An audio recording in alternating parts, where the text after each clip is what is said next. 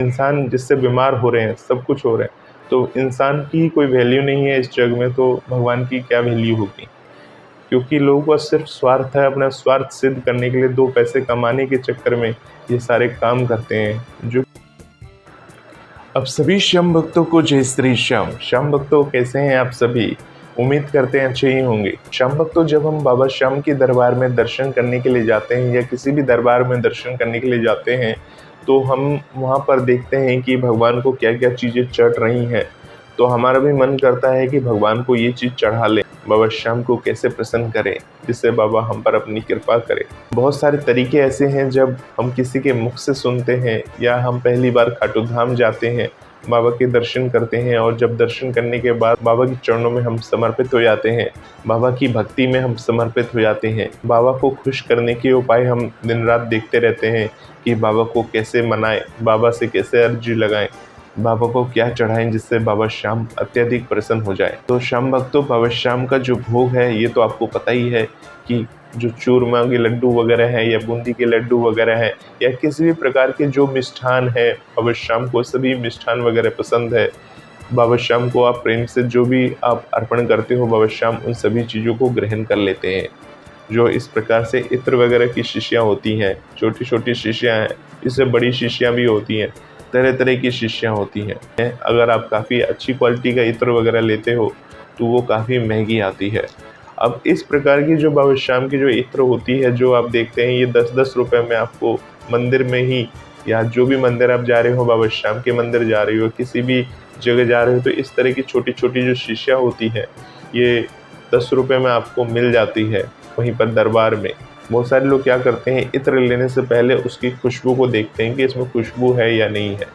10 रुपए में ये आपको इत्र के नाम पर क्या चीज़ मिल रही है ये तो मुझे नहीं पता, क्योंकि इसमें खुशबू नाम मात्र की रहती है।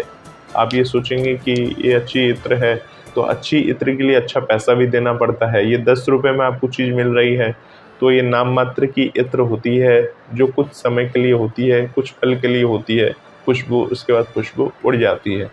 अब लोगों का ये मानना है कि बाबा श्याम को जो भी इत्र हम अर्पण कर रहे हैं या जो भी चीज़ अर्पण कर रहे हैं, खुशबू वाली चीज़, चाहे वो धूपबत्ती हो, चाहे वो इस प्रकार के इत्र वगैरह हो, तो उसको पहले हमें खुद नहीं सूंघना चाहिए, क्योंकि अगर हम सूंघ लेते हैं तो वो इत्र नहीं रहती, फिर वो बाबा श्याम को अर्पण नहीं होता।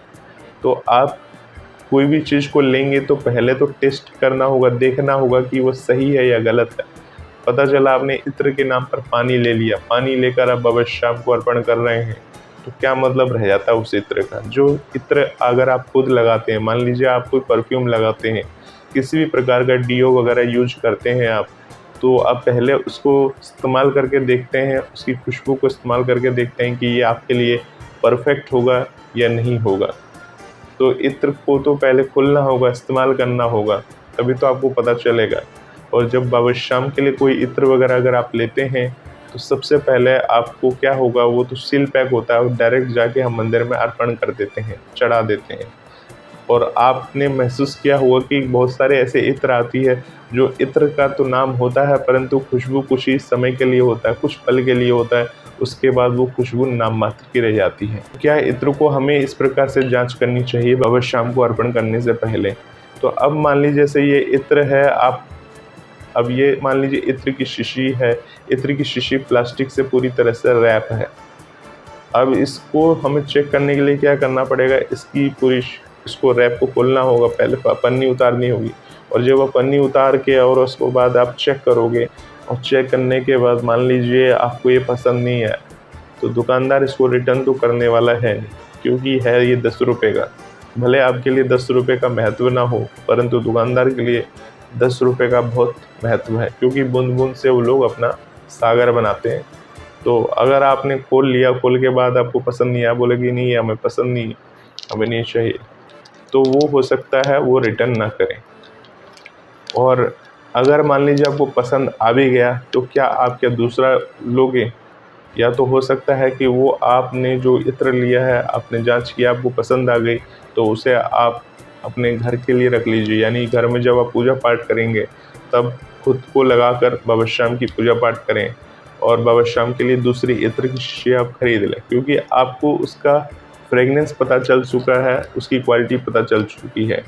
तो बहुत सारे दुकानदारों के पास क्या होता है, सैंपल वगैरह भी रहते हैं। अगर आप किसी अच्छी दुकान से या किसी अच्छी जगह से इत्र की शीशियाँ खरीदते हैं और थोड़ी सी कॉस्टली होगी, इनके पास क्या होता है, उसी इत्र की सैंपल होती है।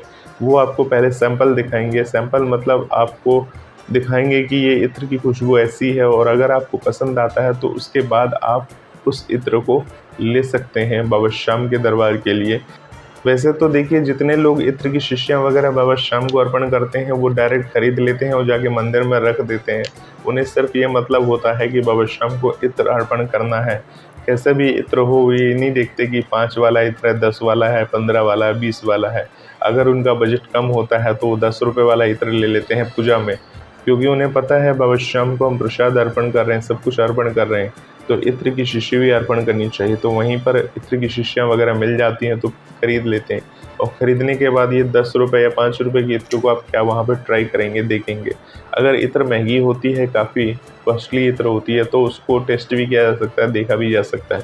परंतु 5-10 रुपये की इत्र को लेकर हम ऐसे ही बाबा श्याम के दरबार में रख देते हैं। आप में से बहुत सारे श्याम भक्त होंगे जो इस इत्र को दरबार से लेकर आते होंगे, देखते होंगे इस इत्र की कैसी खुशबू है। जब आप उसको लगाकर आप पूजा करते हो तो थोड़ी देर के बाद कुछ भी महसूस नहीं होता होगा। ये ओरिजिनल इत्र होता तो इसकी बोतल से भी खुशबू आती रहती है, परंतु ये क्या है, इत्र इसमें से पूरे निकलने के बाद भी इसमें किसी भी प्रकार की फ्रेगनेंस नहीं है, खुशबू नहीं है।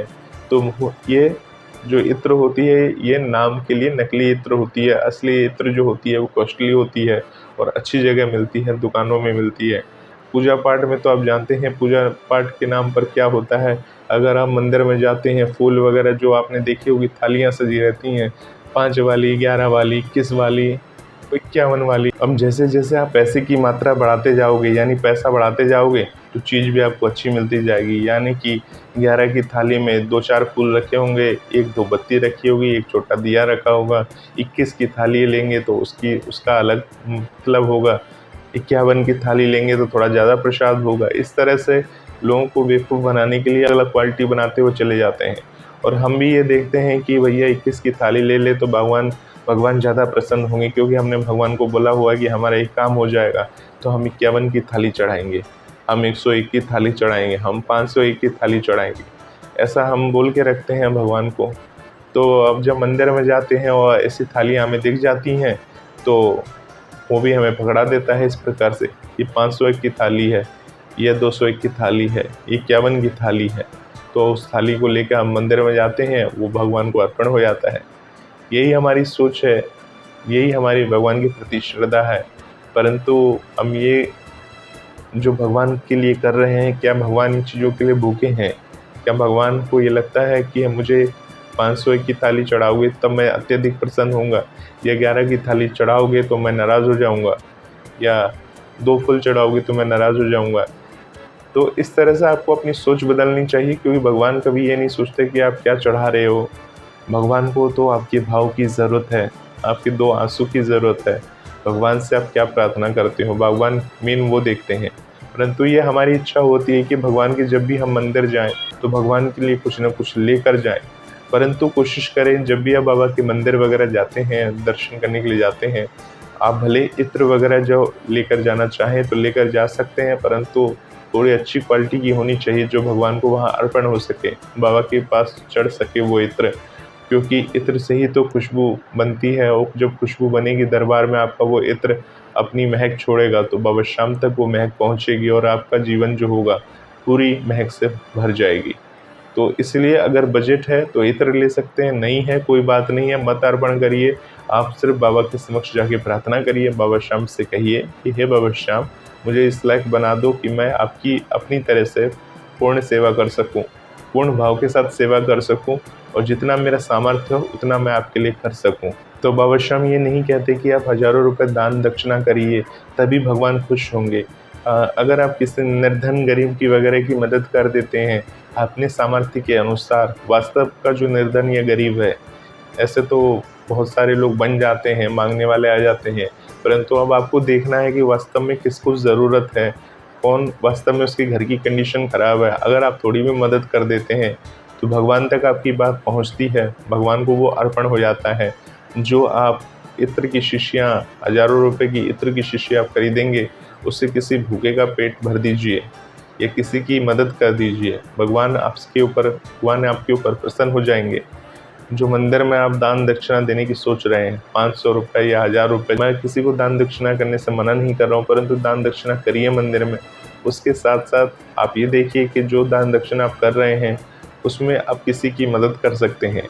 जो 500 रुपए आप मंदिर में चढ़ाने वाले हैं, उस 500 रुपए में कितना आटा आ जाएगा? मान लीजिए जो मंदिर में आप 500 का नोट चढ़ाने वाले हैं, उसमें हो सकता है 10 किलो आटा, दाल या तेल की शीशी आ जाए।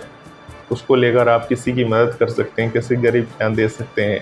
जो मंदिर में दक्षिणा आप देने वाले हैं, अगर किसको ज़रूरत है, उसकी इस तरह से मदद कर देंगे, तो वो आपको दुआएँ देगा और बाबा श्याम तक आपकी बात भी पहुँचती है। तो देखिए, ये होती है किसी की मदद करना। मंदिर वगैरह में दान दक्षिणा आप करिए, कोई बात नहीं है अगर आपके पास पैसा है, क्योंकि अगर आप दान दक्षिणा नहीं करेंगे तो मंदिर का विस्तार कैसे होगा? मंदिर का रख-रखाव कैसे होगा? मंदिर में जो पुजारी वगैरह सेवा देते हैं, उनकी तनख्वाह वगैरह कैसे मिलेगी? तो बहुत सारी चीज़ें होती हैं जो मंदिर के लिए ज़रूरत होती हैं, परंतु आप तो देखते ही हैं कि मंदिर में लाखों करोड़ों रुपए दान दक्षिणा आती रहती है। मंदिर की जब दान पेटिका खुलती है तो लाखों करोड़ों रुपए उसमें रहते हैं, परंतु वहीं बाहर एक जो गरीब आदमी है, वो एक-एक रुपए के लिए तरसता है, पाई-पाई के लिए तरसता है, उसके पास खाने तक के लिए पैसे नहीं हैं। तो अब आप सोचिए कि भगवान क्या आपके उन पैसों से खुश होंगे, या किसी गरीब की अगर आपने मदद कर दी या 2 रोटी का प्रबंध कर दिया, तब प्रसन्न होंगे। ज़ाहिर-सी बात है, समझ सकते हैं, दुनिया में बहुत सारे गरीब हैं, तो अगर जो वास्तव में दुखी लोग हैं, अगर आप उनकी मदद कर देते हैं, तो भगवान तक आपकी बातें पहुँचती है। और जो इत्र की मैं बात कर रहा था, इत्र की शीशी वगैरह की, तो उसको अगर आपको लग रहा है कि नहीं, इसको हम पहले परखेंगे, देखेंगे, जाँचेंगे, तो आप वहाँ पर अगर कोई महँगी इत्र वगैरह खरीद रहे हैं, तो वहाँ पर सैंपल वगैरह होता ही है। सैंपल वगैरह देखकर आप ले सकते हैं। इसका मतलब ये नहीं होगा कि बाबा श्याम आपसे नाराज़ हो जाएँगे कि आपने बाबा श्याम की इत्र पहले क्यों सूंघ ली।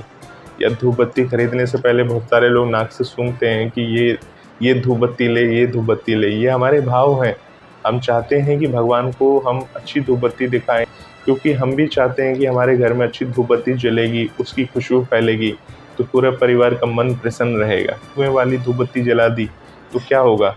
लोग खाँसने लग जाएँगे, धुआँ जो होगा आँखों में चुभेगा। इसी प्रकार से भगवान के समक्ष अगर आप धूप बत्ती वगैरह जला देते हैं बिना खुशबू वाली, तो वो सिर्फ धुआं करेगा। बहुत सारे लोगों का मानना होता है धुआं हो रहा है, घर के मच्छर भागेंगे, ऐसे भाव से जला देते हैं। तो वो फिर कोई मतलब नहीं रह जाता है, क्योंकि धूप बत्ती आप भगवान के लिए लाए हैं, मच्छर भगाने के लिए थोड़ी ना लाए हैं। खुशबू ही नहीं फैलेगी उस धूप बत्ती से, धूप बत्ती का जलाने का मतलब ही क्या रह जाएगा। धूप बत्ती ऐसी लाएँ जिसमें खुशबू भी हो, धुएँ के साथ-साथ। जब आप प्रसन्न हो जाते हैं उसकी खुशबू से, यानी आपको अगर अच्छी लगती है, तो समझ लीजिए भगवान को भी वो अच्छी लगेगी, क्योंकि इंसानों में ही भगवान होता है। भगवान किसी मूर्ति में ढूँढेंगे तो भगवान आपको नहीं मिलेगा। भगवान को मंदिर में ढूँढेंगे तो मंदिर में नहीं मिलेगा आपको। भगवान होते हैं इंसानों के अंदर। हर इंसान के अंदर भगवान आपको नज़र आएगा, अगर आप मन के भाव से देखेंगे। तो भगवान को कोई भी इत्र की शीशी या धूप बत्ती अगर आप देते हैं, तो ये आपके मन के भाव हैं, जिनको देखने के बाद ही आप भगवान को वो अर्पण करते हैं। इस प्रकार से बहुत सारे लोग बोलते हैं कि धूप बत्ती लेने के पहले उसको नहीं सूंघना चाहिए, नहीं देखना चाहिए। भाई वो पैकेट के अंदर है, पैकेट के ऊपर में तो आप सूंघ ही सकते हैं, अंदर में तो आप धूप बत्ती को खोल के नहीं सूंघ रहे हैं ना। और पैकेट में क्या होता है आजकल, तो ऐसी ट्रिक करते हैं कंपनी वाले, या जो कॉपी करते हैं किसी धूप बत्ती की नकली बनाने में, तो वो तो पैकेट में इतनी अधिक खुशबू भर देते हैं, और जब धूप बत्ती जलाते हैं तो उसमें खुशबू ही नहीं होती है।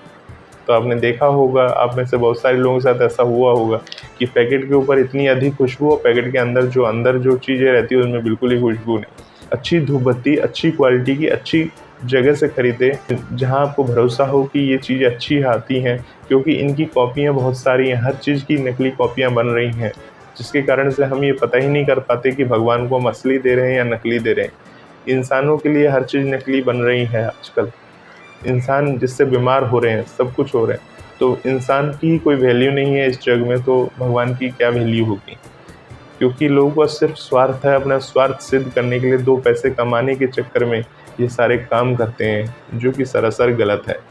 तो श्याम भक्तों, आगे से ध्यान रखिए, बाबा श्याम को जो भी इत्र वगैरह आप चढ़ाएं, तो इत्र जैसे 10 रुपये वाली है, तो इसको आप अगर अर्पण करना चाह रहे हैं, मन के भाव से अर्पण करना चाह रहे हैं, तो बाबा श्याम इसको भी स्वीकार करते हैं, ऐसी बात नहीं है। परंतु इत्र चढ़ाने का जो तरीका होता है, वो तरीके से चढ़ाएं। इत्र को रुई का जो फावा होता है उसमें लगाकर बाबा श्याम के समक्ष रख दें, या किसी पुष्प के द्वारा इत्र चढ़ा दें, या बाबा श्याम का जो वस्त्र वगैरह होता है वस्त्र के ऊपर अर्पण कर दें। तो ये इत्र आपकी समर्पित हो जाएगी। और जो धूपबत्ती वगैरह जो मैंने आपको बताई है, इस प्रकार से बाबा श्याम के समक्ष अर्पण कर सकते हैं। किसी भी प्रकार के अंधविश्वास में ना पड़ें कि धूपबत्ती क्यों सूंघ लिया, इत्र क्यों सूंघ लिया, अब बाबा श्याम को ये अर्पण नहीं होगा, ऐसी कोई भी बात नहीं होती। बाबा श्याम कभी भी ये नहीं बोलते कि तुमने ऐसा क्यों किया, क्योंकि बाबा श्याम को हम पूर्ण भाव के साथ अर्पण कर रहे हैं। परंतु क्या होता है कि कोई भी चीज़ अर्पण करें तो फ्रेश ही अर्पण करें।